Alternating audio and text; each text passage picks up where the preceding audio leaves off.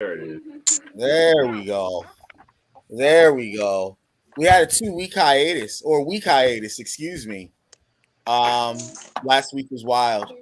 Welcome to the Brothers and Sisters podcast. Today is October 12th, 2021. I'm here in Baltimore. Sean Woodlands is. Where are you? In Baltimore. Yeah. We're both in Baltimore. Walter. Specifically in the same room in Baltimore. You guys are physically in the same room. I noticed that. We've noticed SW that. and AW. SW and AW in the same room. A brother and sister podcasting from the same location. That's an ultimate goal, Actual brother and sister. right? Chantel, where are you from? Where are you from? Where are you located?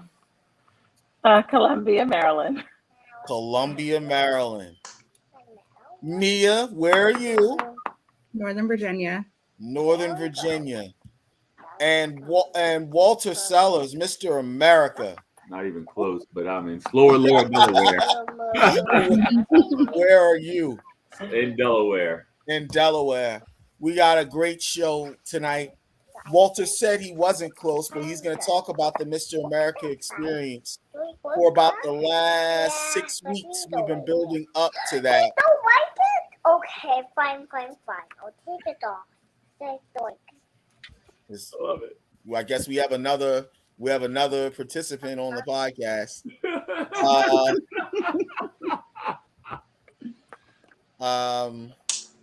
So we've been leading up for probably like the last 6 weeks. He's been talking about his diet, his regimen, like his anger, and preparing.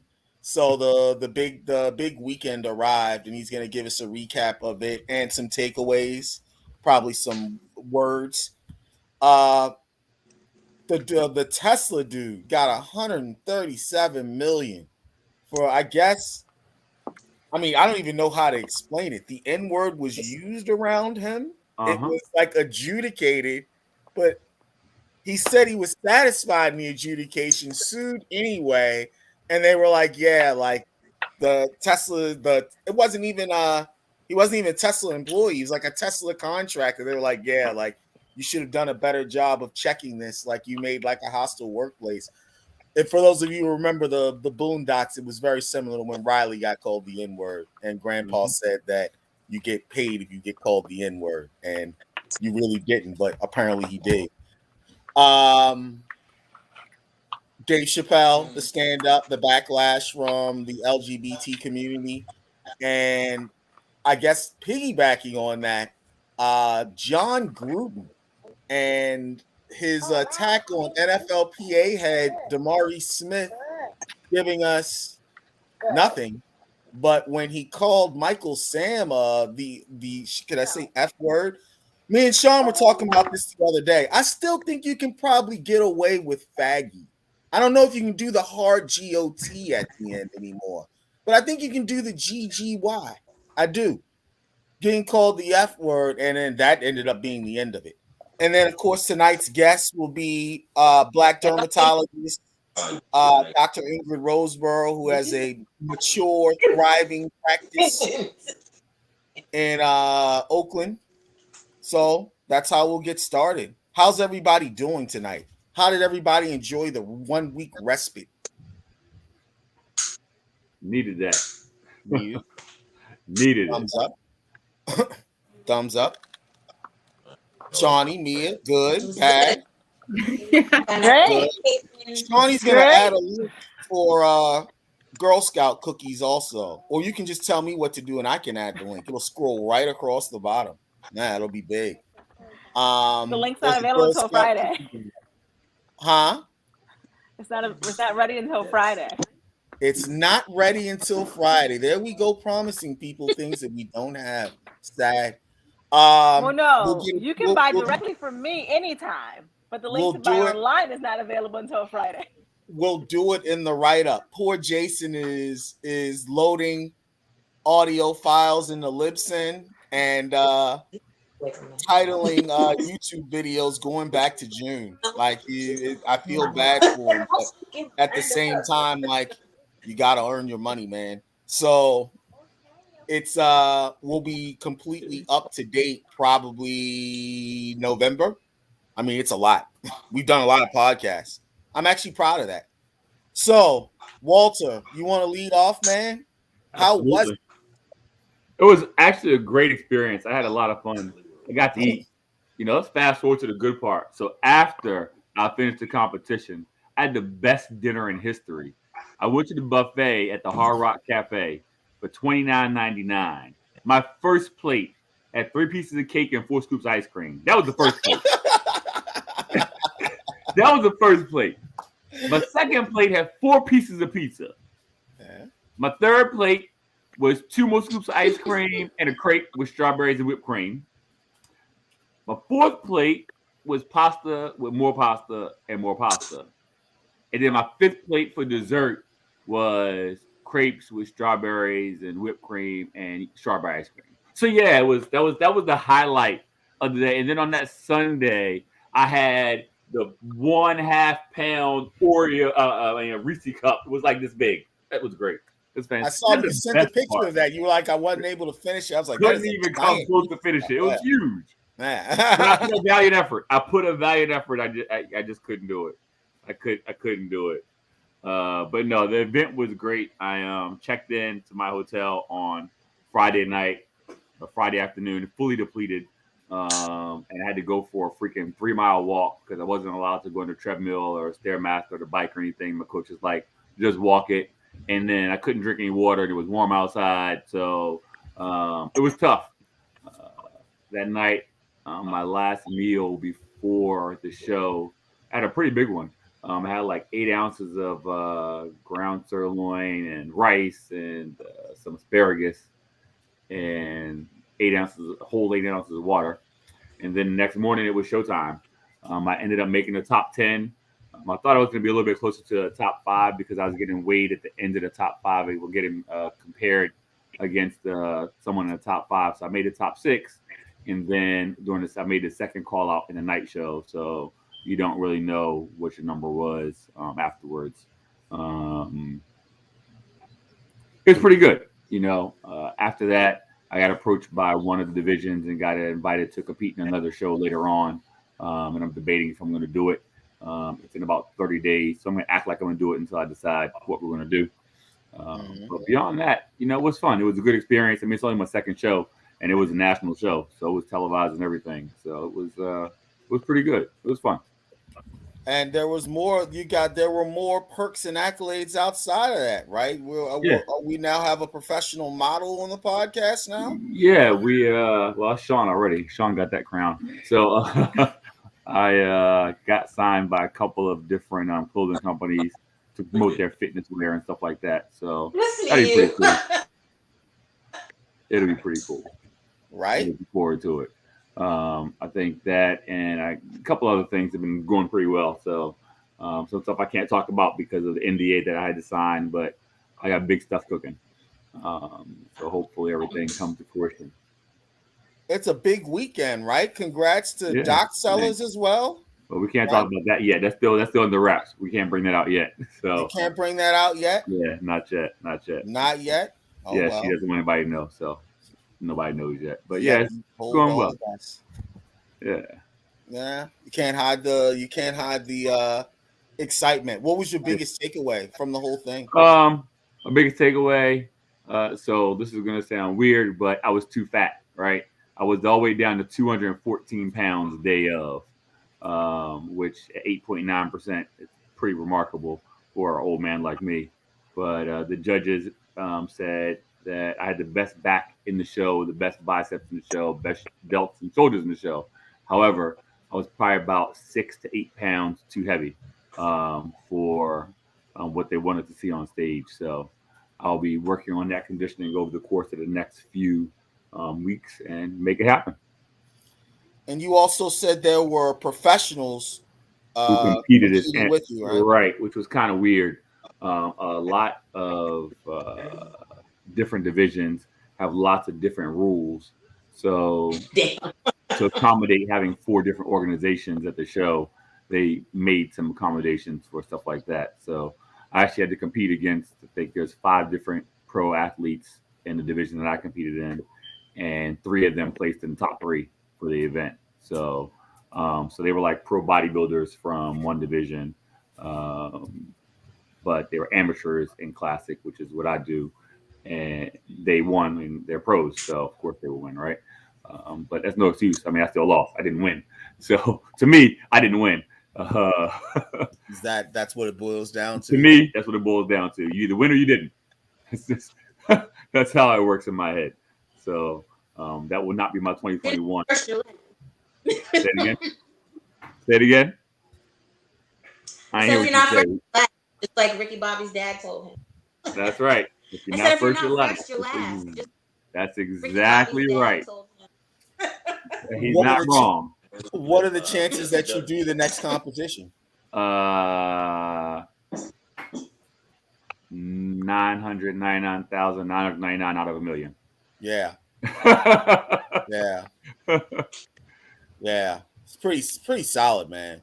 Yeah. Pretty unique what it is that you're involved with and what you're doing. Yeah. It was a good weekend. A couple of my other friends, they did the powerlifting meet on that Sunday, so I got to help them out with that. One of my friends set a record for his age group, which was really awesome. So we had to celebrate him a little bit. But as part of the group that I set some records with last year, and I'm not ready for powerlifting yet again because I kind of want to make this stamp in bodybuilding, get some more records with this, and then broaden that out to kind of add some more credibility to my brand for personal training. Wow. So I mean, yeah, I guess this is something that you'd be able to put on like your CV, right? Yeah, definitely. I could put it on there now. I mean, Mr. America contest in the natural world is equivalent to the Arnold Sports Festival Classic in the IFBB. So it's a pretty big show. I mean, this is the longest running bodybuilding show in American history. It's 89 years old. So it's a good show. I'm glad I was able to participate this year. And I will be doing this show again next year, hopefully as a pro, not as an amateur. Nice. And you talked about this before. What is the difference between a pro and an amateur when it comes to? It's all about the money. The pros at this show all won $5,000. The first prize won $5,000. Incomparable to the pros that are not natural, like the IFBB shows. I mean, Big Ramy just won this weekend. He won $425,000 for one show. But the amount of stuff they had to take and the training and stuff, half of that's already spent, but he still got sponsorships and everything else. So he's probably making $2 or $3 million a year just off of sponsorships. So it's pretty remarkable what you can do. But this weekend, during this time, one of my former coaches, George Peterson, unfortunately passed away 2 days out before the show, before the Olympia, which he probably would have won the 212. And that brought a lot of negative attention to some of the darker sides of bodybuilding. And I think that the push is going to be towards the natty side. And with hopefully this forum on this podcast and some of the other ventures I have, I can bring some more light to natural bodybuilding and maybe make it somewhat as big as the other side, where folks use performance enhancing drugs. And I'm not saying I'm against that. I'm just saying that it could be done safer, maybe regulate it, take it off of Schedule 1 and let people use what they want to use as long as it's being monitored. I think that it can be safe. But when you're slamming 1,500 cc's a test and who knows what else into your backside, anything happened. And then you slam diuretics on top of that 3 days out from a show when you're trying to get, as lean as you can. It's just not good for you. Not good for not just your body, but your organs and everything else. Trying to achieve what is perceived as the ideal physique. So it's tough. It's definitely a hard thing to do. It's one of the hardest things I've ever had to do. So doing your passion, I love fucking Reese cups. and I can't even go to the gas station when I'm in prep, right? Because I love Reese cups. And no matter how much I don't want to get it, them little fuckers be calling my name every single Walter, here I am. Right. So If they don't have a thing else, That on the makes paper, sense. Reese cups are good. I don't lie. Listen, you ain't never lie. Yeah, it takes a remarkable amount of discipline. Yeah. I'm consistently in awe, especially when you talk about your diet and then your regimen.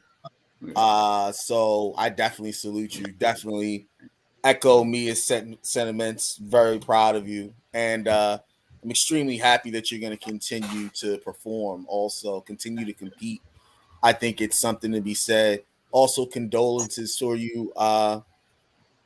For your coach also that you lost. That's always sad, but it seems like you're using it as kind of a motivating factor to continue to push on, which is really good also. There's a guest. Yeah. Hey. Yeah. Hi, Doc everybody. Roseborough. Well, these are the brothers and sisters. Hi, everybody. Look at Sean pose. I mean, I can give you. You want a little Sean? You want a little Sean? That's what you want. That's what you want, Sean. You want to see that there, bro? I mean, I get it. I understand. Doc, we just got in. Walter just talked about his experience competing in the Mr. America competition in Atlantic City this past weekend. He's a personal trainer and bodybuilder. Well, I guess we should introduce everybody. That's awesome. That's Walter. Again, Walter, trainer, personal bodybuilder, professional. I guess can you call yourself a professional bodybuilder? Not yet. Not until I earn that pro card, brother. Okay. These are the brothers and sisters. All of us are brothers and sisters, and Walter trains the majority of us. Okay. So, yeah, there it is. That's my sister, Chantel Young.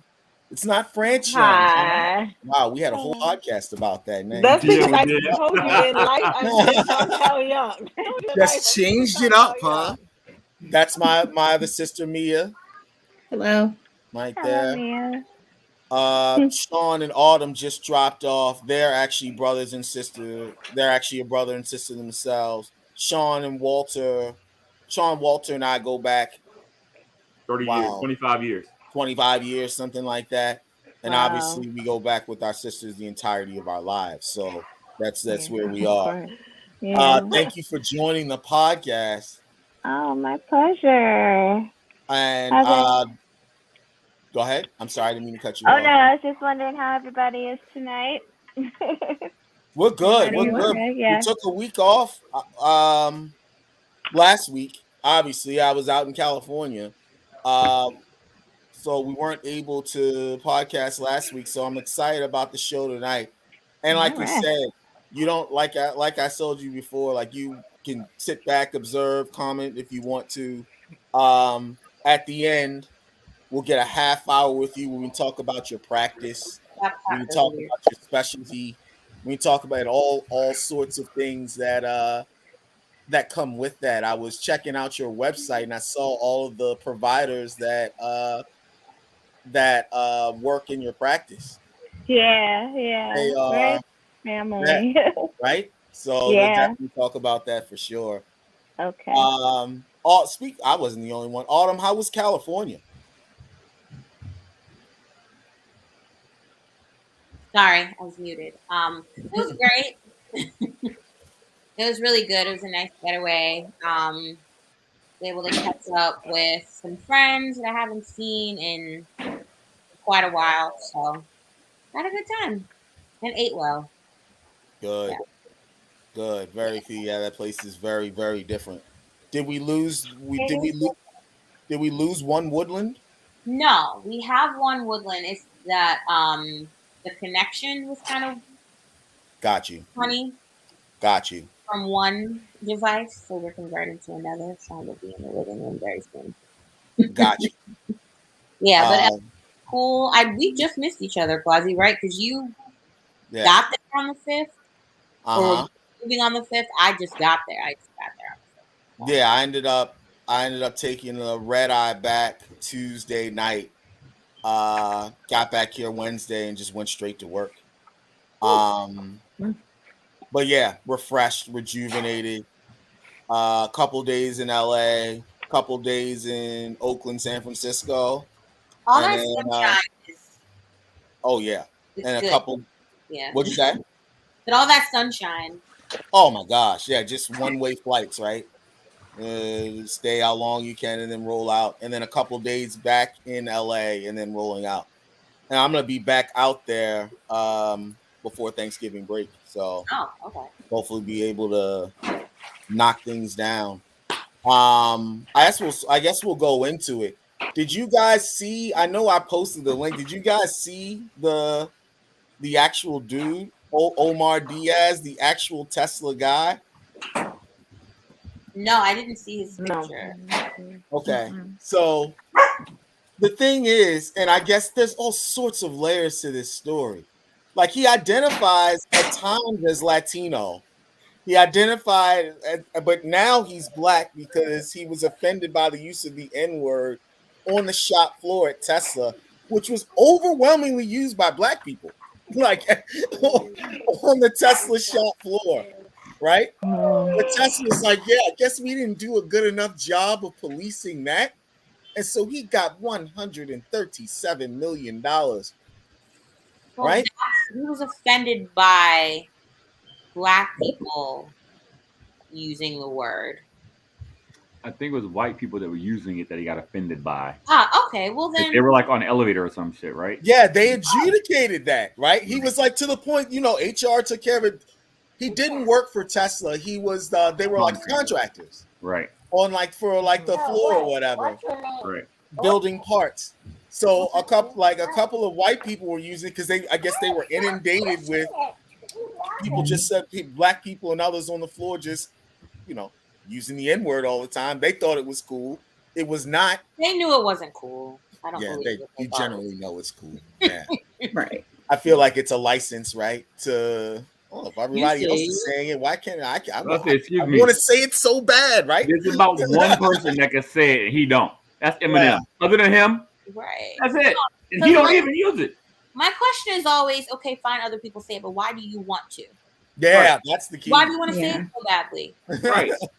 That's always my first question. Like, what's the deal? Tell me. Let me know why you want to say it. Because you to just do whatever you want. If there's a word in the English language that anyone uses, you should be able to use it too.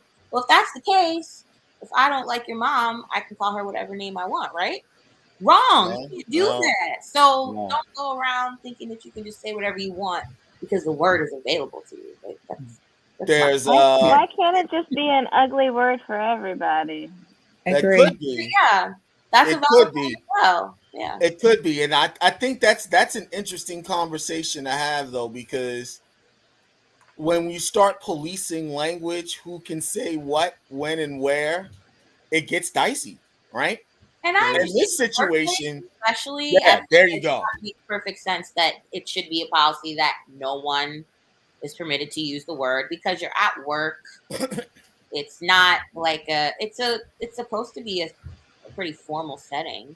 Yeah. In your personal life, that's your business. But if you're in a workplace, you could possibly offend anyone. It's a black, white, whoever. It's a different kind of floor. But Walter, you were a manager on like a floor, right? Yep. And I'm sure there's all sorts of language that are used between coworkers or whatever. So what's legit and what's not? When did you have to step in with your manager hat and be like, "Whoa, you can't say that"? So ordinarily, the N-word was not one that was used that often because everyone was aware of everyone else. Now, in the private circles where it's just one or two people, can't stop them because in a lot of people, in a lot of places, it's a fraternal word. It was a word that was used to try to break us, right, for a long time. So we embraced it. They gave us scraps from the pig to eat, and we embraced it and cooked chitlins and everything else. But now when we have something, we use our music, and then they took that. I mean, we could literally go through time for the past 400 years and give a demonstration of something that the people with less melanin used to try to ostracize us and beat us down with. That we took that item, that word, that substance, whatever it was, and turned it around and made it something that we can live with. from the beginning. So it's hard for me, even as a manager. That's my nigga. That's my boy. At the same time, I'm also aware of the social setting that I'm in. So as a manager, you got to be aware of your social setting. So I never had to, because maybe they didn't say it around me because they knew how I felt about, giving the appearance of perfection. So, I just think that it's going to be something that's it's always going to have a problem, whether it's N word, whether it's nigger, whether it's faggot, whether it's kike, whatever it is, it's going to be those types of things that people will be offended by, whether they're part of whether they're part of the conversation or they're just overhearing. And that is the beauty of working for yourself, right? Because I ain't got to deal with that, because my only employee is the one I look at in the mirror. So I'm good. Yeah. I don't know if you guys got this out of the reading too, or particularly out of the decision, and maybe Autumn, you can look into this, or anybody else, but I'd be particularly concerned just in the legal aspect. It seems the ruling was that Tesla did not do a good enough job of regulating the use of the word in the workplace.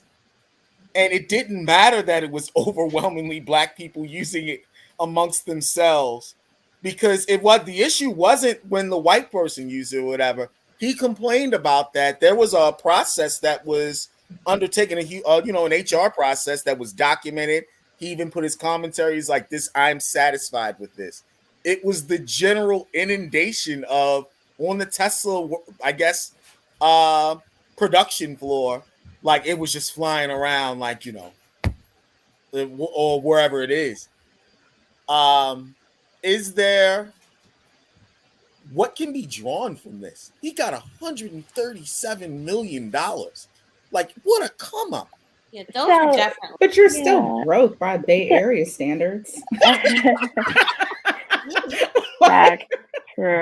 My sister Mia lived in the Bay Area. I won't argue with that at all. But so nothing was directly perpetrated to his person. It was more there was, and it was a white person, and he complained about it to HR, and it was adjudicated. It was, they went through the process. There was sensitivity, training, and the whole 9 yards, and he even stipulated that he was like, I am satisfied with how you dealt with this. But I guess he was uncomfortable just in the general workplace. And the layer here is that he wasn't a direct employee of Tesla. They were independent contractors. Tesla contracted out this work to these guys. And so while it was still their responsibility, it wasn't like he was an employee of Tesla and it was like, you have to adhere to this. It was more of a, like, we're going to contract for you to do this work. So you're not an employee, but at the same time, you're still bound by workplace standards. Yeah, I think that was the catch right there. Anytime you're a contractor, you're bound by the workplace standards. Yeah. And a lot of times, if you are working under contract, I mean, that's technical. Yeah. Every other aspect of your job, like if you're expected to attend orientation, you have, even if it's temporary, he probably had a Tesla email address. He had to abide by any Tesla policies. He couldn't be like, oh, well, I don't work for you. These are my policies. So I come to work doing whatever is okay with my company or whatever company hired him. It all makes sense. And the fact that it was like super murky because you don't know how it's being enforced. Because if they have a policy that you can't say a particular thing, but then you're very loose with your interpretation of the policy, that's going to make things even more confusing for a person who does not, in fact, work with the company and then comes into this environment. Sounds like maybe was that pecuniary? Damages, like they're make an example out of Tesla, so it's like, okay, anyone else thinking about being loose with how to interpret this? You should probably reconsider. No, that's true. It definitely sets a precedent. I hope he does something good with that money. Yeah. I mean, to me, so Yeah. that's sort So of. was it all to him, or did he have to give it to a foundation or something? Yeah. I think I that's didn't read that far. I'm thinking the damages are going to be awarded to him only because he's the one filing the claim. That this isn't like on behalf of anybody. There wasn't anything else. Like this was literally their defense was we addressed his specific claims. Right? They fired 2 contractors. They suspended another one. They didn't reveal the race, but I'm pretty sure all 3 of them were black. Well, at least 2 of the 3 were black, or were just using the N-word willy-nilly on the floor, like apparently everyone else was. That's not okay. And it's interesting to me that Tesla, I don't know, like I was under the impression, maybe I'm wrong, but like the corporations that I've worked for, yeah, maybe it's just a different environment because I'm accustomed to getting the speech that however you communicate, verbal or written, you should pretty much act as if it may be published in a newspaper or anywhere else because there's a potential of that happening. So to be on the safe side, just be quiet and go to work. Oh, we're gonna get to that when we get to Jon Gruden too, or maybe we should segue into Gruden. Okay. Because that's an excellent point. I think people think they have on the workplace they have a right to look at that. Nice. Ooh, I like my banner. They have a right to kind of sort of say whatever they want to. Or we even seen this, and we can add this the right to do whatever you want to, and they have the right to fire you whenever they want to. Right? It's about no right to privacy. They can respond however they want. Bingo, Shawnee. I feel like people think the right to privacy extends to places it definitely does not. No, not if you're at work or using any of their equipment. Like, no, that's all their stuff. So we said we'd do it last, but we may as well do it now because it works, and it also works with the Kyrie Irving too.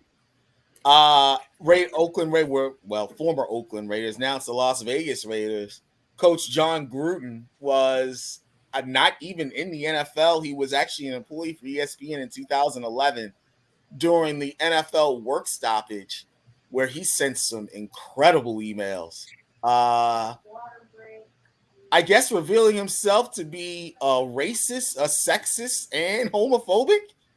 Why are we surprised by this? His nickname is Chucky. Like, why are we surprised? His nickname is what? I don't know. I don't know if surprise is the Chucky doll. Yeah. Did you guys read the emails? You guys have a chance to read the emails? Oh, they're delicious. I mean, I saw the headlines of them, but I didn't see any. I didn't read them.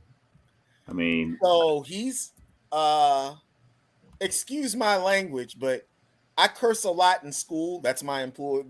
That's where I'm employed, and I curse all the time in my class. So I'll try not to curse on my podcast. That seems backwards, but I'm gonna curse now. He's calling people. I believe he called Roger Goodell, the commissioner of the NFL, a cocksucking faggot. Yep. Yeah. He was talking about the women, some of the women that were complaining at the time. This was part of the Washington Redskins discrimination suit. He had some very disparaging words for them.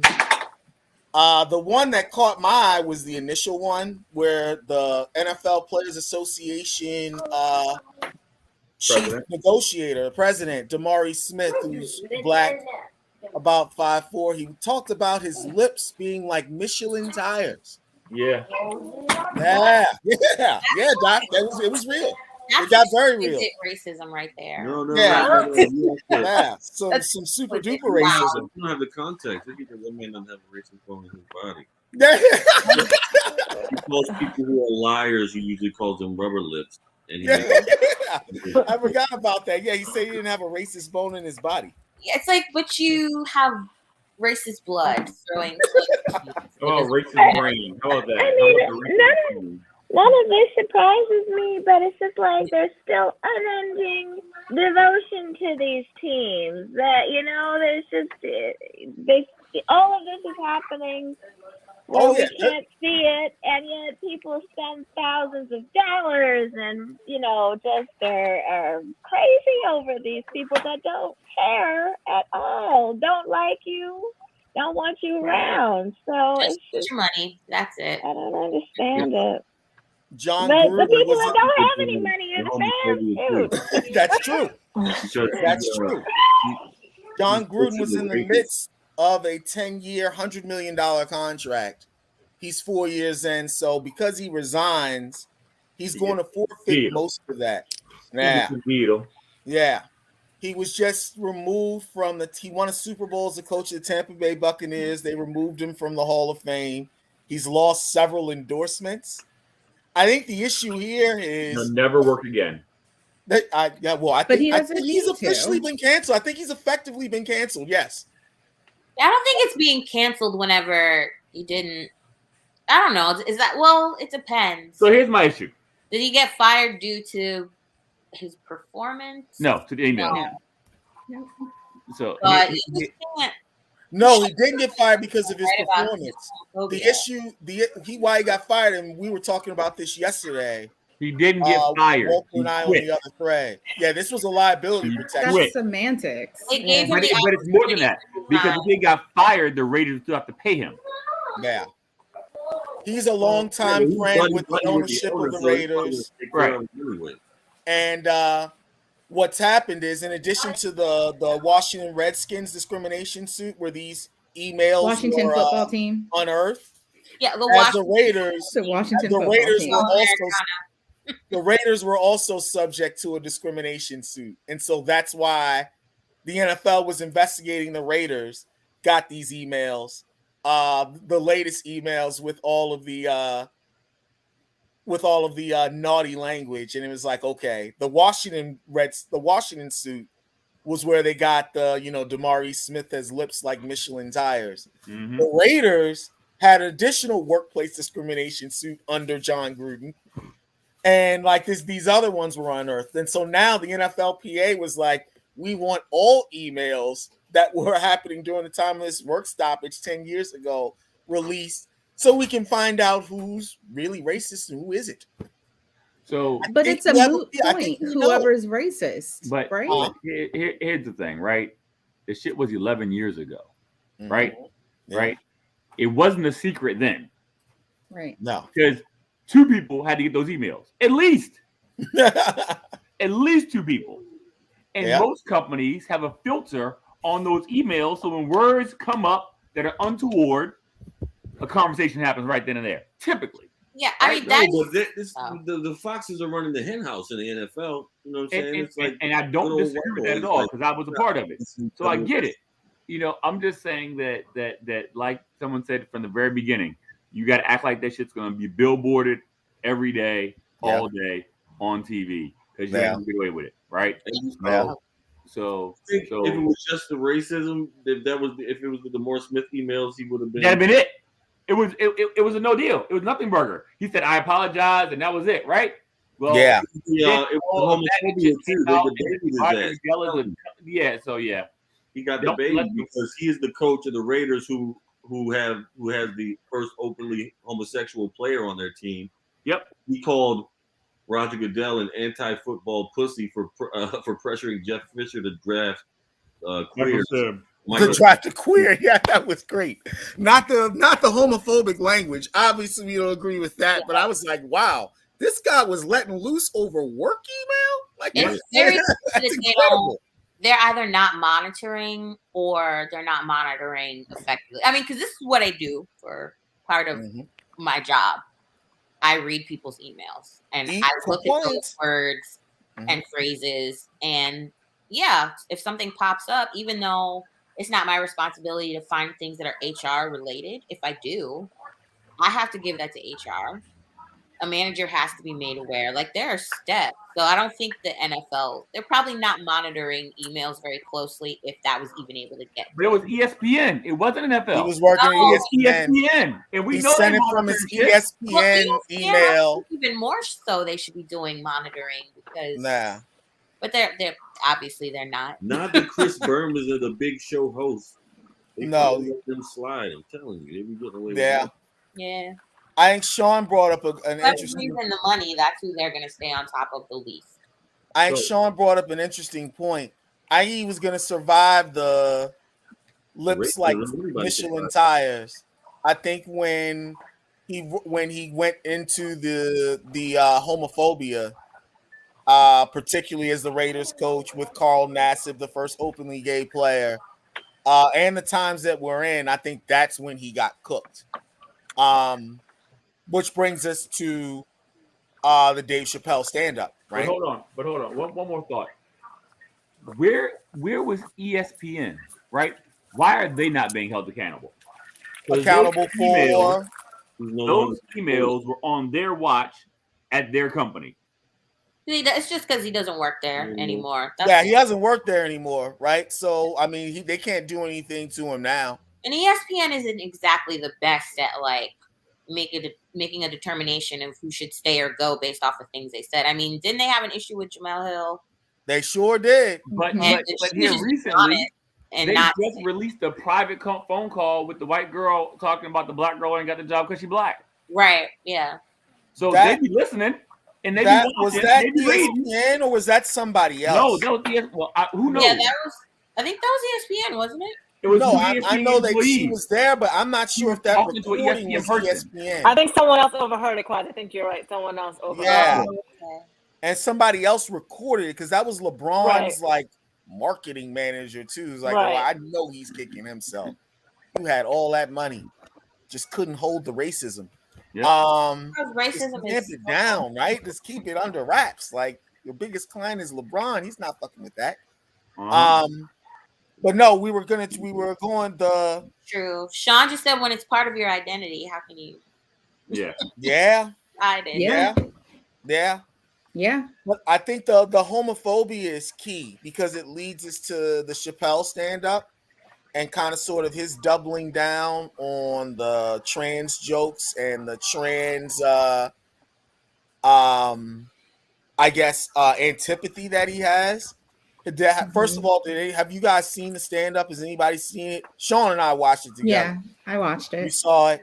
Yeah. Sean, you see it? I haven't seen it because everyone's talking about it, but nobody's talking about how funny it is. So I'm like, if I'm not gonna laugh, why am I gonna watch it? Yeah. So I think it's one of those things. I feel you, Autumn. I feel you. Did you see it? No, I didn't see it. I didn't see it. No. So no. I think it's one of those things where it's just, you admire somebody, and I love Chappelle.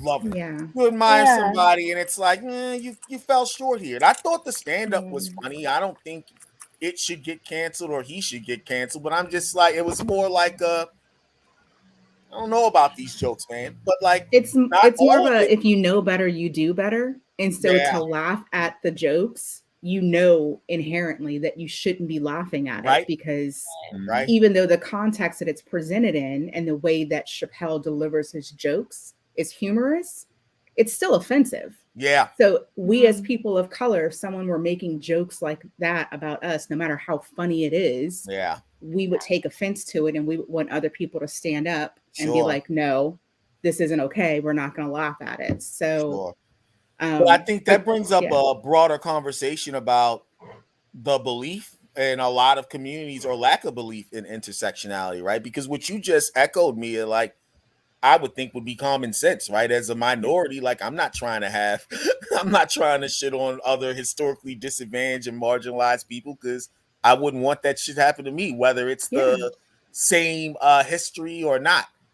But it seems like, particularly in a lot of minority communities, there is some, and I think he even talked about in the stand-up, maybe some envy or maybe some how are you making such strides so fast when we've been trying to achieve some of the things that you have so long for much longer and haven't been as successful. So I just in the conversations that I've had with people, of course, being like is this the route you want to go down? Like you want to be, Harry the homophobe? That's how you want to get down? Like, really? I think a lot of people don't see it that way. I think a lot of people see it as. You think he's painted as a homophobe? I thought it was trans. So yeah, transphobia. That gets a lot of. So it's not just trans organizations. It's not just trans people who are saying they're offended, though. It's the broader LGBT community. Right. Yeah. So I don't know if you can. I don't know, and I'm not sure. I would love to have an expert on, or we should have asked. Well, we were celebrating Pride Month, so we didn't talk about the hate as much. I want to know. I'd like to know. Can you separate? Like, can you be like rah lesbians, but I'm not fucking with bisexuals? I know people. Or is it like all in one kind of thing? I mean, just in general, there are those people that exist. I know people who are like that, who may identify as lesbian or bisexual or gay, but then they look at people who are trans. And that's huge. Like, right. What is that about? Like, that's and the things that I've heard, I'm just like, oh yeah. I think with like Dave Chappelle, like how Mia, you pointed out the intersectionality of it. A lot of people who kind of take the stance of, why are these people making progress? It's like, you realize that there are Black trans people. Yeah, that's where I am, Autumn. So how is that? Like, we're not all separate groups. And if you know what it's like Black to be ones oppressed, getting pulled along with the people who are, coming up to him. It seemed like the genesis of it, but in his day-to-day life, a lot of his confrontations, or he's getting like walked up on and berated by people in the trans community, right? But because of his original jokes, yeah, right? No, not that's just what I'm saying. Okay. I'm not saying that it wasn't. So okay, I just wanted to make sure that because who knows what, he's a comedian, so he's open to anyone. Yeah, that's what I'm saying. Like what do people want to do? Take his special down as well, and they tried. Yeah, and Netflix said they're not doing it. And it's mostly people from the LGBTQI community that are That's doing correct, that. Are there any other allies saying the same? It's just it's glad it was the Black LGBT group also. There were some trans groups. I think what's interesting is that they aren't going to take it down, and it kind of sort of reinforces like America, right? They let go of a trans Netflix employee because she like busted in the meeting. Yeah, she busted in the meeting, and then basically the Netflix CEO was like, "This guy's popular, makes a lot of money, so we aren't going to take this down." So then because right now he's getting treated like a white man. He's saying whatever he wants to say. Yeah. People have his back, and he's making a ton of money on it. Even the company that put this up. Which is so it's kind of like, so for those who see it, it's like, I get it. Like, all right, I'm maybe biased, no fan of the guy, but it wasn't inciting violence against these people. And I think he went through his entire thought process, research he did, and at the end of the day, like, it's comedy. That's the space for the shit that we say in the back of our mind that we are either afraid or we say in the dark. That's what the purpose of comedy is, even if they're racist jokes by white comedians. If that motherfucker's funny, if it's funny, it's fun. Like, anything can be funny, I feel like, in a certain context. So yeah, it seemed like you that gotta afford them that artistic freedom, and I think that was the Netflix CEO's argument. It's not like, yes, it was. I agree with that. If you don't like it, don't watch it. Artistic freedom, but at the same time, you need to understand that all art is open to interpretation, and people can get mad about your art, and you have to sit there and suck it up, just like another person might have to sit there and listen to your joke and deal with it. Like, you can't do something and expect to have the reaction you want every time. Like, you're a comedian, you should be used to that by now. Some people but just like yeah, but no, he had a specific joke about that. How some I don't know what the pronoun person was following him and shit, and came up to him at his car and was like, "I don't like your stand up." Well, he was like, "Well, did you ever pay for a ticket to see my stand up?" Or he was like, "But did I ever follow you to your car and do my stand up?" Keep it in the comments, bitch. And then he was like, he was out. Like, you know what I'm saying? Like, it's. I mean, comedy's not ubiquitous. You have to turn on a Dave Chappelle special. You know what I'm saying? Yeah. it is what it's on Netflix. Most of the shit is on Netflix, so I don't know. I think he's emulating exactly one of his jokes that he told in the stand-up routine, which was certain people in the LGBTQIA community can be minorities until they get to take their hat off because they're Caucasian and say that they're offended by something. So he himself is emulating that in the sense that he wants to be able to be a part of this larger minority community and be accepted and have, people say like, this is my art, I'm going to accept it, I'm going to be give you space to express yourself. But then when it becomes a problem and he wants to lash out, then he can do this and he can have the backing of Netflix to cloak him and to protect him, as he's saying that, white people are able to use police and the systems that we have in this country to cloak and protect them whenever they feel uncomfortable. Yeah, I mean, it's definitely personal. He kind of part and parcel. He said the LGB, they hate him or whatever, but he was like the trans community wants him dead. You know what I'm saying? It's a different dynamic with that particular community. I feel like that's what I got from this special. Especially the trans community is also under attack more right now when we're considering that entire group, and we don't want to lump them together, but the trans community is more at risk. They're facing more of the public brutality, where we're hearing about trans people that are being murdered and nothing's done about it. So there's heightened awareness around that part of that community right now. And I think it's fair to listen to them and to give them the same space that we, again, as people of color, would want people to listen to us and hear our cause and rally for that, and not just make jokes because it's easy to make a joke about it. And it might be adding fuel to the fire. I mean, him making those jokes might make other people feel emboldened. And maybe that's not his fault or his responsibility, but I can understand why a person who is trans would be infuriated with him, because it's like, you're not making this any better. Life is already hard, and you're adding to it. Yeah. I mean, I can understand both perspectives, but I naturally lean towards the group who is feeling the impact. Yeah. Just because I know what it's like to be a part of a group that's feeling the impact and have people sit back and not care. Yeah.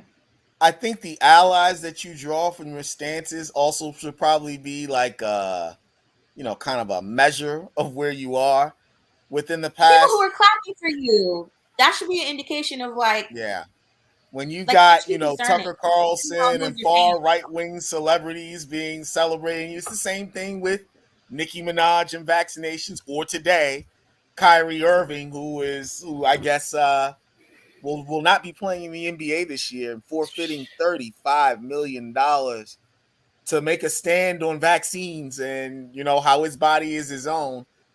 When that you have, if I were Dave Chappelle, and I'm not, he's a comic genius and apparently untouchable. I'm just somebody who always looks at, if this person is backing me, if these people are backing me, do I need to reevaluate my stance? Yeah. And there are all sorts of things. There's also another dichotomy. We got about 7 minutes, so we got to get Sage Steele into before we get to Doc Roseborough's interview. What was his ultimate stance, though? What was he he made like a lot of jokes. His ultimate stance was that he was TERF, or whatever that means. Yeah. Trans-exclusionary radical feminist. Which means that he believes that gender is a fact. Yeah, right? That's where he is. Yeah, that was his stance ultimately. All the other shit was just kind of jokey, fluffy shit. But that was what he stood on, I believe, at the end of the day. And he also said he's not going to tell jokes anymore. You wouldn't even have to tell the jokes. If that's your stance, then you've made it very clear to trans people how you feel. Yeah, he's not an ally. Right. Not imagine that a trans person would hear that and be like, oh, Yeah, at the end of the day, he admitted he doesn't understand them, because he was talking a story about the trans comedian that he befriended. But he didn't give a shit. I think he just understands that they're human, they're human beings and have a human experience. But as far as gender, he said he was invested in it, because of his family situation or whatever. But like, if this is how you want to end your stand-up career, like, he's better than this. He's funnier than this. Like, why is he going so hard? But is it a big to him? And like we determined already, it's his idea, and is he saying what the majority of people are thinking? He might. Well, I mean, that's the issue, but that's the problem with being a historically disadvantaged and marginalized member of those communities. Like, the majority of people are against you, right? Mm-hmm. The majority of people don't want black people doing things. Right. The majority of people don't want. Well, we can't even say that. I would say women, but women are the majority. The majority of people in power don't necessarily want to see women advancing. So I don't know if the majority of people are a great barometer for what is right and what is true. What it is a barometer of is what is real. And I think, Walter, I have to agree with you there. I think there's some real hesitation, some real discrimination, some real unease when it comes to trans people. But again, I think we're probably all a little bit more liberal than even people in our age set. Because I've seen like Damon Wayans and 50 who are in our age set talking about cancel culture and making all sorts of Trumpian type claims, and I'm like, is pretty where we are? Like, but maybe this is where we are. Referred to women as quote unquote unreapable bitches. So these are not. I missed that. I didn't know that was a thing. That's where he is. Real quick before we get to Doc's interview, speaking of gender, Sage Steele said, "You ladies know what you're doing when you wear those things that you wear at work that have men looking at you." So she knows what she's you doing. Need to cut that shit out. Wearing tight clothes. It's your fault. Right. Clothes to work. Autumn, Ingrid, Mia, Shawnee, it's your fault. She's ridiculous. I don't know, lady. She's absolutely ridiculous.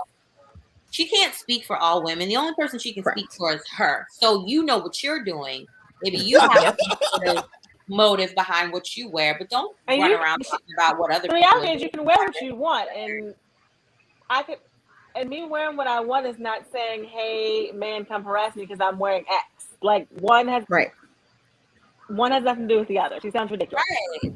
I think because women are so often objectified and we're seen as property. I mean, that's where like rape laws come from. Rape started out as a property crime, not a crime against an actual human being. So I think it's like easy to just assume that, clearly a woman is dressing this way because she wants my attention. What else would she be doing? Right.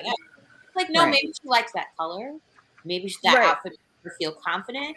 Maybe she wants the attention of a certain man, but not you, or a certain woman and not you. Like, there's so many things that can come into play. So you know what you're doing. She's telling on herself by saying that she is doing particular things. Or maybe she's talking about her and her friends or the people she associates with. But anytime someone is like, "Oh, well, you know what you're doing." Okay, well, maybe. If she put it on the man and he knew what he was doing, he was harassing me when I was wearing that outfit. Like, what happened to the accountability for him? Like, what happened to the accountability? Where's the accountability? Sage said you all made him do about wearing those sexy things that you wear at work. That's what she said. Sage is on that bullshit. Like, Sage can Sage likes to be the only black woman like in the group of women. Sage likes to be. Yes, she does. Yep. Yes, she does. Other men are like, I can't stand these. Blah blah blah. You know. Sage is incredibly happy that her white husband picked her. She said that. Well, that's Sage is also. Yeah, she said that. Sage wants to know. Sage also said that I don't know why Obama identifies as black. His white family raised him. Sage also is wondering about these immigrants and why they're causing her to be late for her plane. Sage will say needs anything to get a question check. Her internalized hate. Thank you. Yeah. Sage is thrown on the pile with what's her name, Candace Owens. Oh yeah, Stacey Dash. She reveled in being called the Candace Owens of the sports world. She loved it. And if there were another black woman who were doing what she was doing, she would hate her. She would. She would. Yeah. She's trying to take the #1 spot. I think she has it on lock. Oh yeah. I don't know too many. I don't know of any women. I mean, I'm sure that there are some black women that exist, but I don't know of any black woman that is like a fan of Sage Steele or that is like no. There's some Laverne Spicer. There's some conservative black women out there who love Sage Steele. I just don't think any woman on this show would associate with people like that. No, probably not. Probably not. Diamond and Silk, probably. Diamond and Silk, yeah, they probably fuck with Sage Steele. But they were even like they were at one point, weren't they anti-Trump? I really feel like people are in this for the money. Candace Owens was anti-Trump. I think what it boils down to, like, if we all decided that we're gonna make this a very like right-wing Republican podcast, we would all be very wealthy people. Oh yeah. In like a year's time. Oh yeah. But a year. Or less. A year. Stretching it out because there's multiple people on the show. So like, we would do very well financially if we decided to compromise our values for money. Right. I wonder. You said something a minute ago. A woman wearing something to attract a certain man. That's an interesting statement considering what Sage Steele actually said. That actually gives credence to what she said, that women know what they're doing when they're wearing certain clothes. For her. Yeah, that's a stretch though. That's like saying, like, Walter, you're in a blue shirt. So if someone makes the assumption that blue is your favorite color, so they come to work dressed in a blue dress. Uh-huh. Like, if blue's your favorite color, you're going to pay attention to that, right? But if they're trying to attract Quasi and not you, like, that blue dress ain't meant for you. So the question is, if someone says to you, "Hi, that's an attractive dress you have on," should you immediately be offended? I'm not saying that shit at work. It depends on how it's delivered. Because if you're delivering it, not at work. It depends. But the reality is, as a woman, I'm wearing what I want to wear for me. I'm not wearing what I want to wear for any man. Yeah. And what I wear is not up for him to debate or comment on or decide that what I'm wearing leaves it open for discussion. Yeah.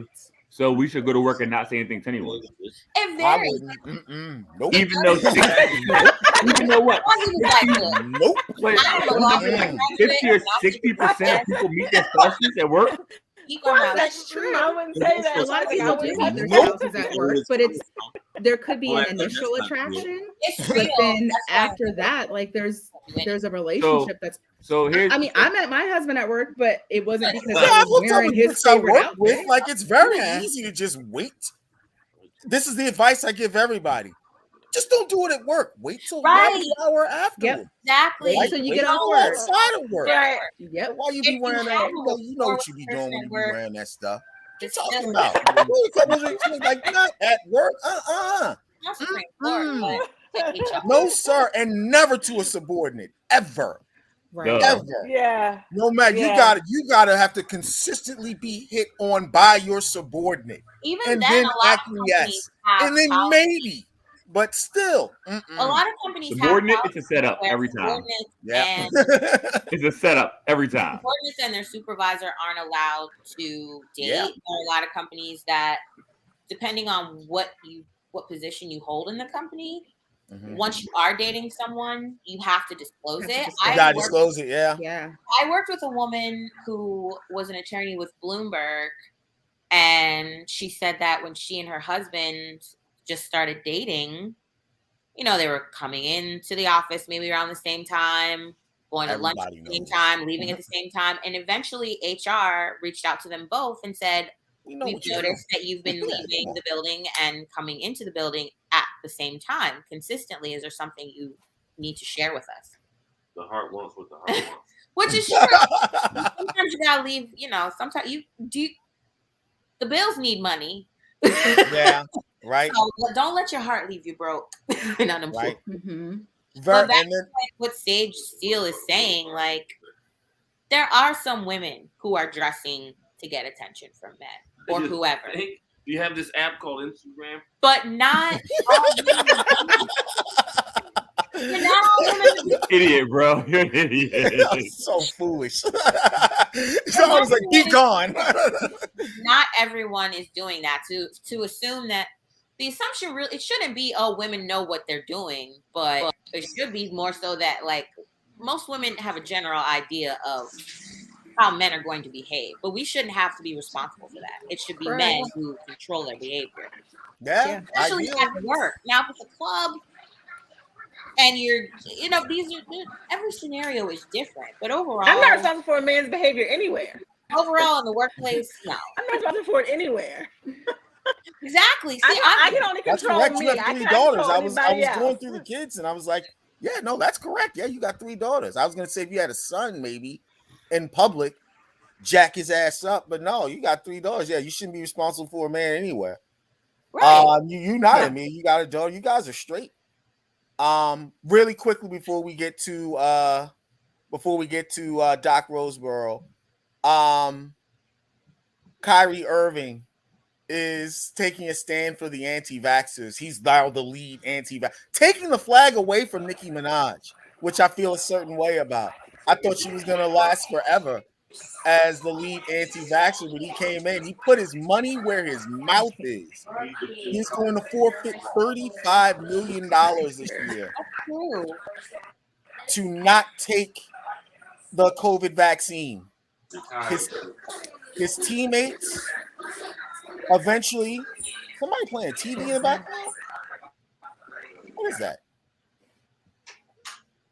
Oh. There you go. Sean just said that Kyrie is not a teammate. If you want to make those individual choices, you should play tennis or golf. It's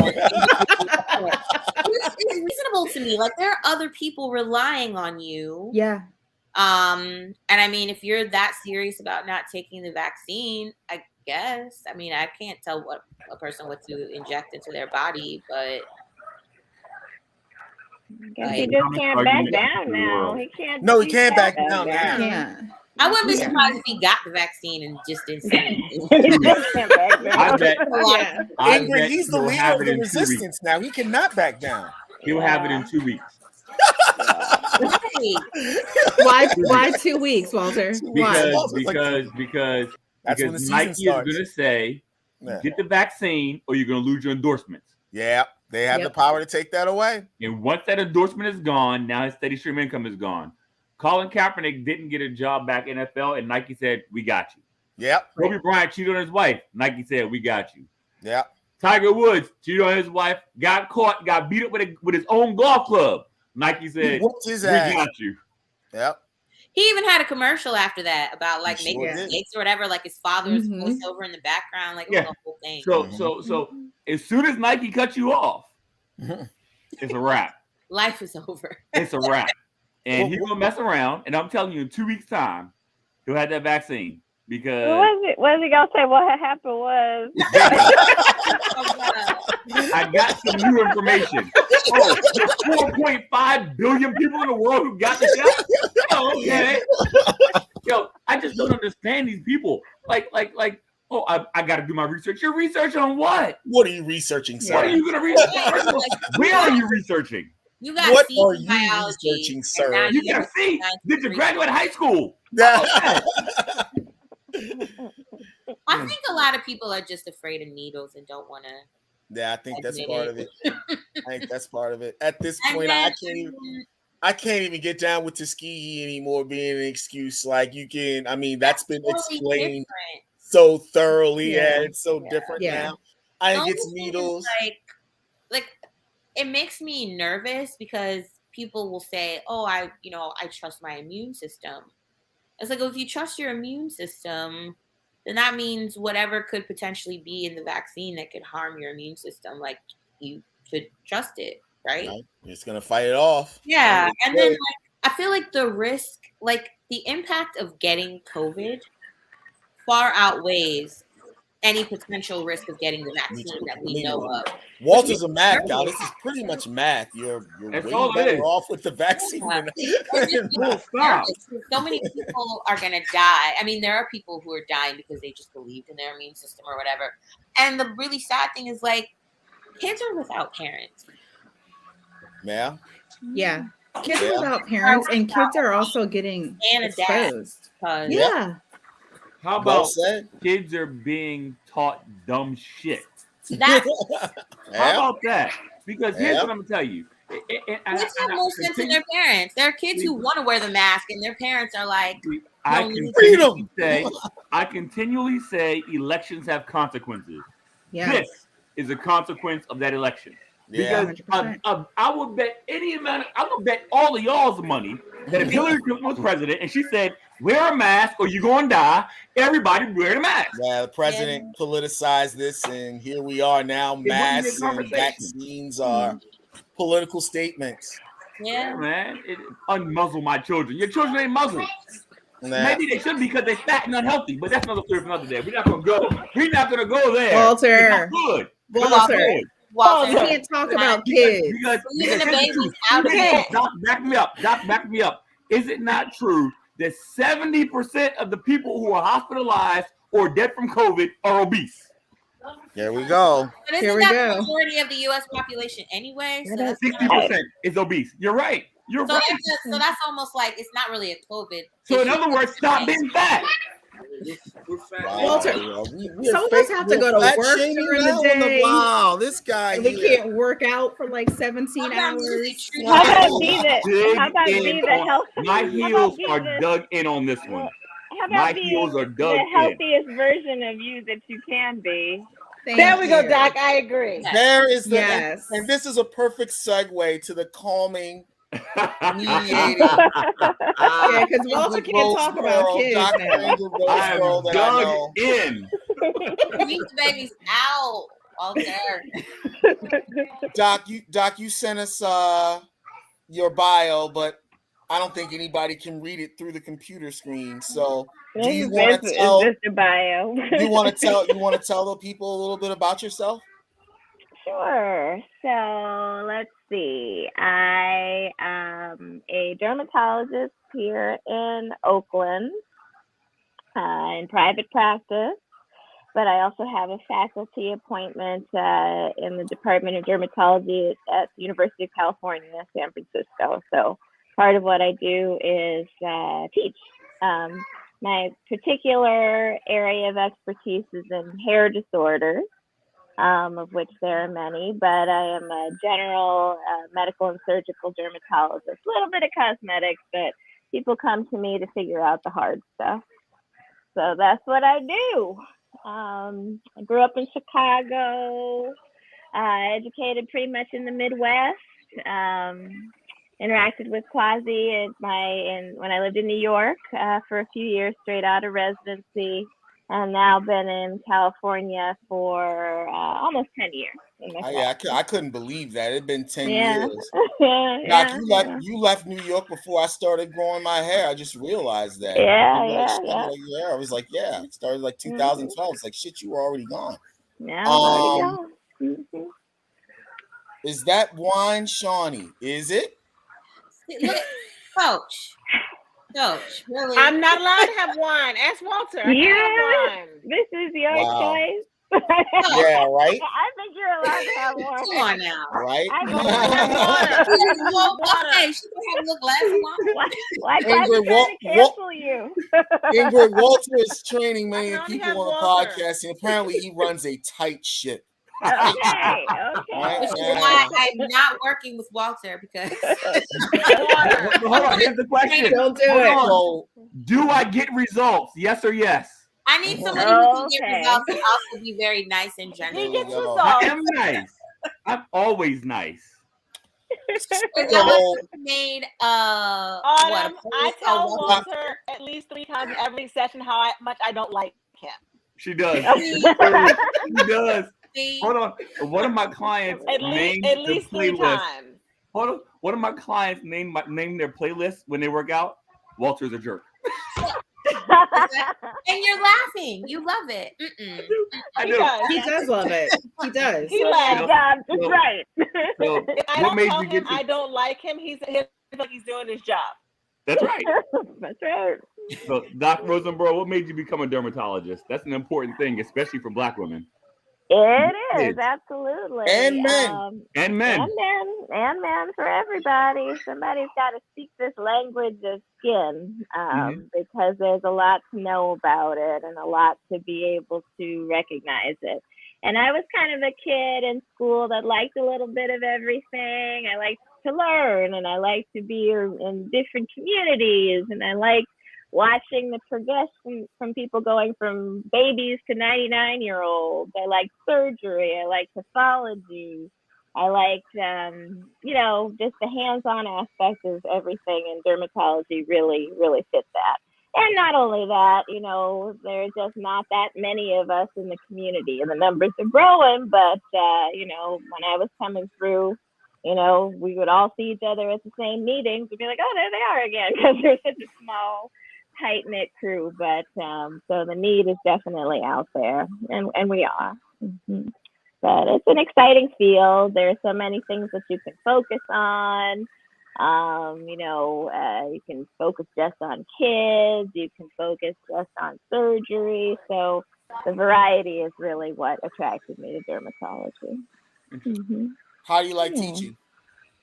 I love teaching. I think that if I weren't doing this, I would probably be a teacher. So, I really enjoy seeing that development over the years, especially, where I teach, it's, the smartest, best, brightest kids from all over the country. So it challenges me to stay on top and stay on top of everything that I need to do to teach, to treat patients well, and then also to teach that. And so, there's the academic hard side of academic medicine, but there's also just training about the interpersonal skills to be able to get to the point in a visit and make sure you're addressing the concern. So I kind of do all of those things when I'm in my teaching capacity. How do you think this is one of my favorite, your job is one of the favorite people I like to ask questions about, especially when it comes to overall health. How important are the foods that we eat to our skin, right? Like there are lots of chemicals that are in today's food. And I know lots of things are labeled organic that aren't really organic. And then other things are a lot more processed. What do you think we better, or do you think they're the same, organic versus processed and things like that? I think that's difficult to discern in a disease state.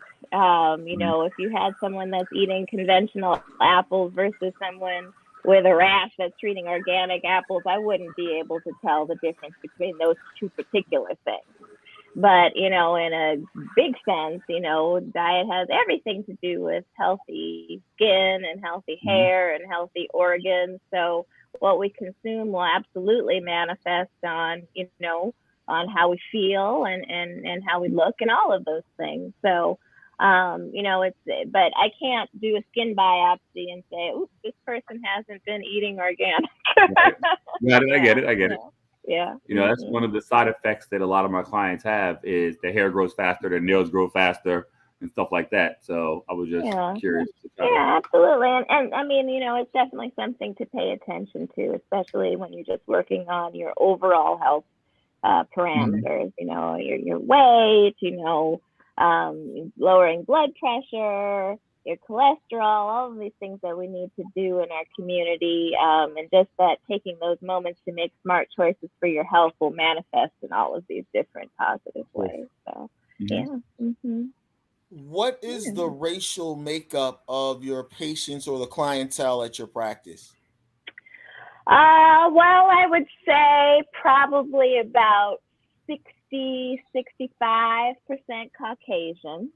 And the reason for that, maybe even a little higher, but the reason it's for that is because they definitely do get higher rates of skin cancer and atypical moles and all of these things that require surgical care and constant monitoring. It's kind of terrible to have to constantly be conscious of your sun exposure and your pigmentation. So they definitely developed that a lot more. However, all of those other things everybody gets: rashes, growths that are new, problems with their hair, problems with their nails. And so that's an acne in kids and all of these things that we can see regardless of pigmentation.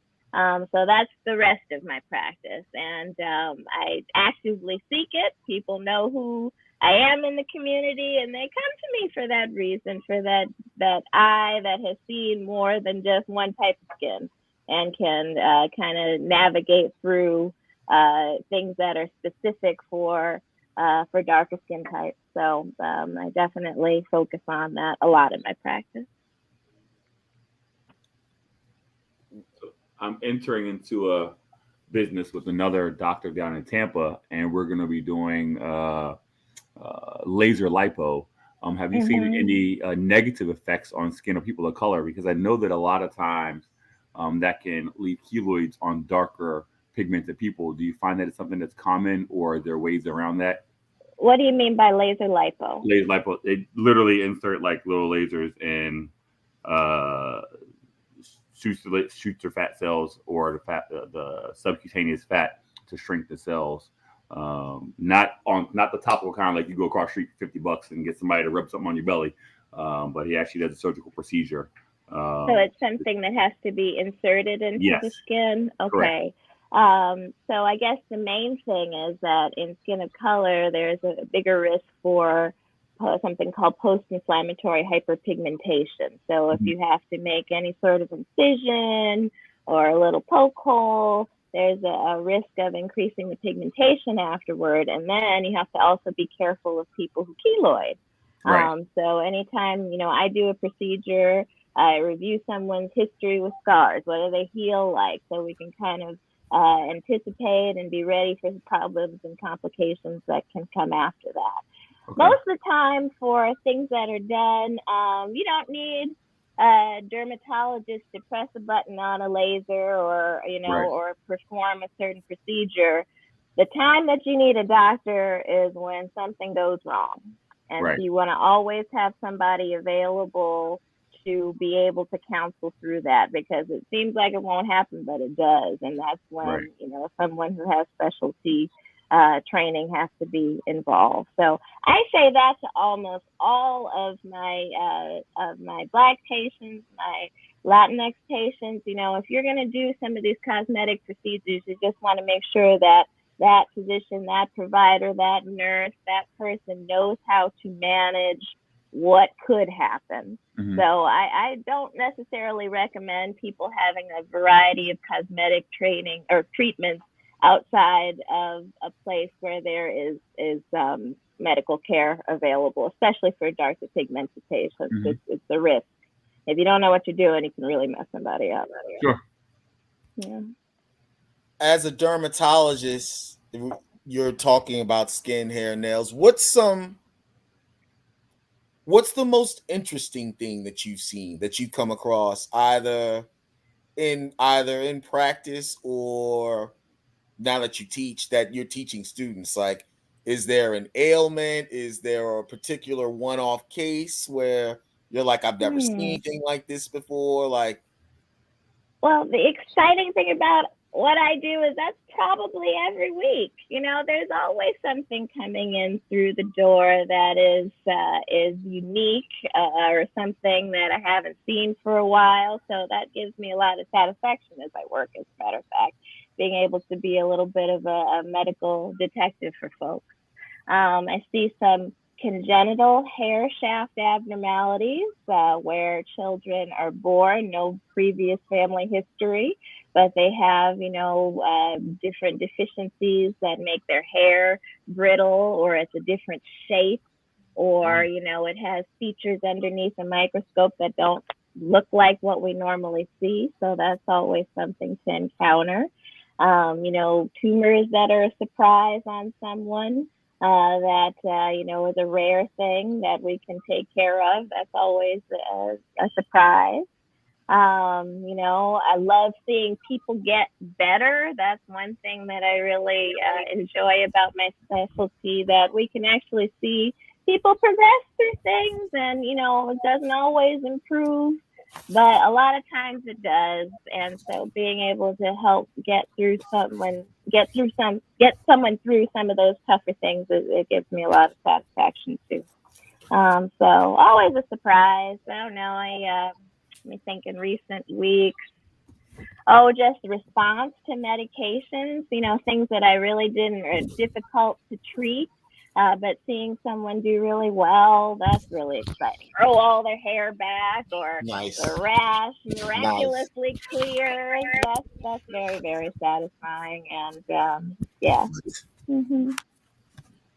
Wow. I'm sorry.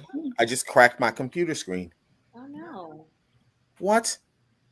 How'd you do that? I have no idea. You guys do not understand how angry I am now. Oh. Sorry. So I can barely see people, but we'll keep it going. We can see you just fine. We can see you guys. The camera works. Yeah, you guys can see me. That's good. You've got pants on. That's good. Right? Right? That is a 50-50. I think everybody in this podcast knows me having pants on is a 50-50 proclamation. 50-50 at best. And please call me Ingrid too. There have been some issues. Do you well, number one, would you recommend that everyone has a regular skincare routine? And if so, are there any things that you would say everyone should include in their skincare routine? Sure, yeah. So everybody needs a cleanser that agrees with them. Takes the day off, things for people that have dry skin, we probably want to avoid all the surfactants and bubbliness of it and use something a little bit more gentle.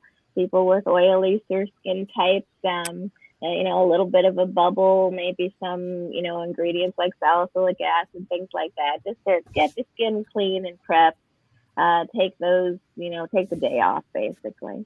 Need a moisturizer, not just for your face, but for your whole body. Your skin is your defense against all of the things that are trying to invade from pathogens, virus, bacteria, UV, pollution, all of these things that are kind of coming to get us. Our skin is our first line of defense. So when you let it dehydrate, when it gets scaly, there are little micro cracks and fissures that occur in the skin that make you more susceptible to infection, and eventually thin the skin down and cause all of those things that we're trying to correct later on. So if you're good at doing that, you gotta work on the ash. So you got your cleanser, your moisturizer. Sunscreen is always a controversy, both for our skin as well as their skin. But if you are outside all day, you're burning, you're red, you're spending multiple time in the hours, because, all of us are also, there are so many different components of our skin in our genetic history that, we're all kind of complicated. So why not protect those cells? So, use your sunscreen, use your best judgment about it. If you're never going out in the sun and your vitamin D is low, it's probably fine to get a few minutes of natural sunshine, but, sunscreen is for us too. So those three are kind of the basics. And then, there are different pathways for people who are treating things. So people with sensitive skin, people with acne prone skin, people with eczema. So people that are worried about aging skin, we definitely age differently than our more lightly pigmented counterparts. But there are certainly things that we can do to maintain the health and integrity of our skin for the long term. And same thing with hair, just kind of, thinking about, the health of the hair over the style. I think that's something that I try to instill, especially in younger patients. You got all your life. You want to have your hair from when you're a little girl to, you know, your last days. So the way you are taking care of it on a regular basis, and just letting it do its job is really important for what's going to happen later on.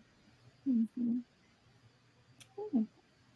So are there specific things that you were wondering about? Like absolutely. What are you So when I was a kid, when you got a scar, the first thing that was screamed out was put cocoa butter on it. Is that false or is that true? Cocoa butter is great because it is for helping prevent scarring and all that good stuff. It's an emollient, so it's going to repair your skin barrier. So nothing wrong with cocoa butter. There are actually some studies that, you know, I was talking earlier about hyperpigmentation, that the actual cocoa butter can be helpful in improving and scars and lightening them up over time. So cocoa butter works. I'm not a brand purist, so people will work with, use what they like and what their skin seems to agree with. I know. Excuse me. Palmer's, the yellow Palmer's. Go ahead and drop your brand, Walter. Nothing wrong with Palmer's cocoa butter. My usual statement is if it's thick and frequent, I'm all for it. Okay. Yeah.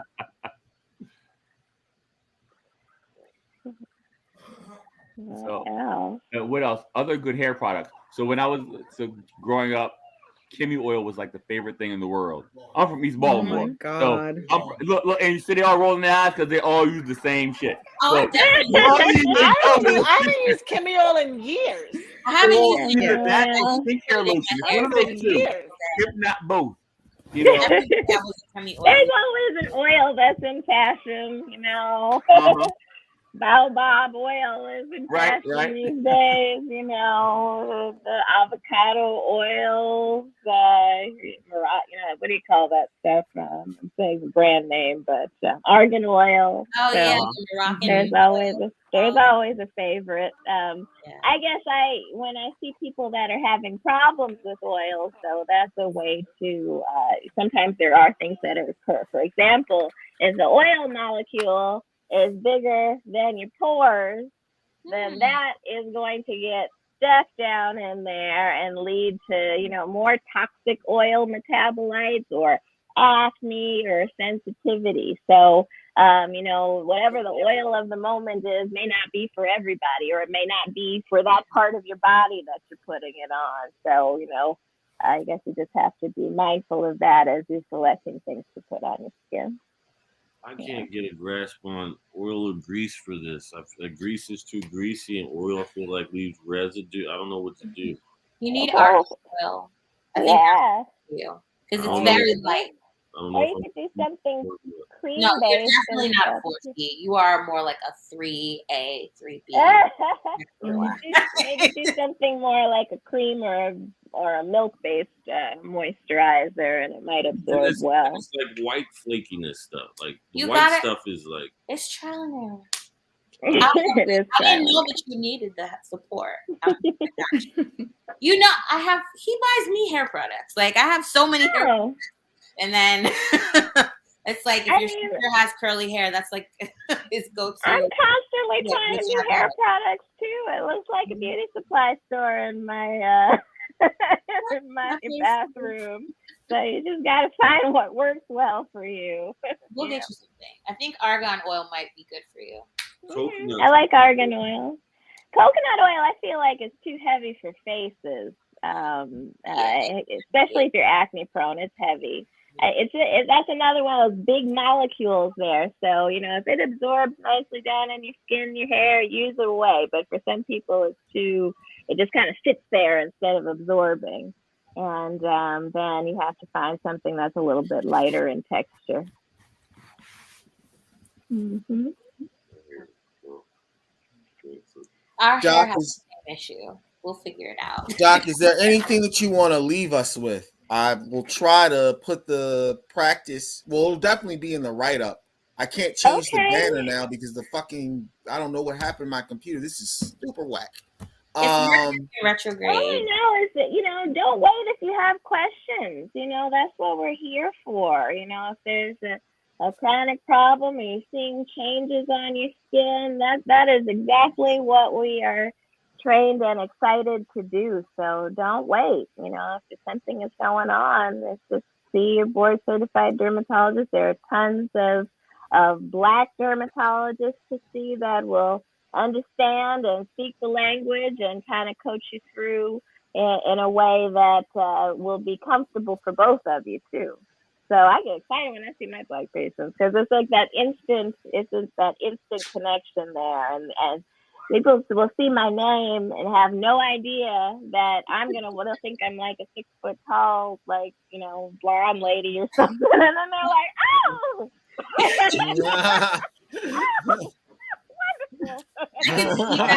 Yeah, because if I see the name Ingrid, my first thought is, you never know. That was delightful. Later on for consult. Delightful. Absolutely. Because I have lots of clients who lose a lot of weight and they'll get loose skin or stretch marks and stuff because they lost a lot of weight. So maybe I'll get some what products I can recommend to them. Got some in mind. Good. My heart is warm. Doc, we were already there, but now I think you know that you're officially a brother and sister now. That means a lot to me. I really appreciate that. I definitely enjoyed it too. Yeah, we're ecstatic that you came on, shared your expertise. I hope the pop culture talk wasn't too raunchy, too wild. No, I just wanted to make sure I could keep up. I have not seen every Netflix special yet. Too out there. Yeah. So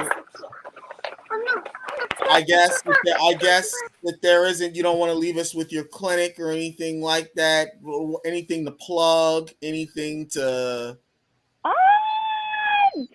Shoot, not much to plug. I mean, I'm not much to plug other than moisturize, I guess. That's pretty good. Yes. Well, take good care of your skin and hair, and it'll last a lifetime. I guess that's what I really want to. On behalf, moisturize everybody. It's something that I should probably do. Whether it's cocoa butter, give me oil, pink hair, olive oil, right? All of that good stuff. Miracle Whip in the hair. Oh no. Mayonnaise? I've done mayonnaise before for sure. There you go. I've done a milk bath. I've done the milk bath. I've done the oatmeal bath. I've done all that. Yeah. Well, if there isn't anything else, we are at, I can't even tell what fucking time we're at. 1 hour and 1:36. 1:36. That's pretty good. That's pretty good. Man, Streamcast has done it again. Doc, thank you so much. Thank you to all of you. I enjoyed the conversation tonight. I really did. I feel a little bit more aware. Yeah, that's okay. That's okay. You're taking care of hair, skin, nails, and the like. We'll take care of the inane banter and chatter for sure. Whatever. It's all important too. Take care. Okay, everybody. It was nice chatting with you. Sure. This was the Brothers and Sisters for the week, October 12th, 2021. Next week, our guest will be movie producer Kevin Jordan. So everybody stay in. Yeah. All right. Tune in, Doc. I will. Tune in for sure. We'll make it. We do this every week. At least we try to. Okay. All right. Well, make it shareable. Absolutely. I got a poet for you if you're interested in that. Of course, we're interested. Okay. Of course. Why would we not be? I'm going to cry myself to sleep now because I don't know how I'm going to do any work that I have to do with a broken computer. Get in your car and go to Walmart real quick and grab a computer. Is that what we do? I didn't know we were doing that. That's what you do, bro. Go to Walmart, go buy a new one. Does Amazon deliver overnight? Probably. Fastest they can do it is 12 hours. Oh shit, that's right. We got an Amazon fucking executive on. I forgot all about that. Amazon money. I forgot all about that. Yeah. Fastest they can do is 12 hours, huh? Fastest they can do is 12 hours. That would be 10:59. Sean and I have a paper that's due that I'm probably just gonna write. You know what? I'm not even gonna say what I'm gonna do because my professor could be watching this. Everybody, take care. It was good to get everybody back. We'll be on next week too. Bye, Sean. Love you. What else was I gonna say? Oh yeah, Jason is working furiously loading up all the old podcasts. So we'll see all of those wherever you get your podcasts. In the meantime, Walter hooked us up with Streamcast. This is unbelievable. We do this live now every week. So tune in, spread the word. I probably should be doing that, but you know, we are. So here we are. Everyone take care. Have a good night. Good night, everybody. Bye. I don't know if I can end this podcast.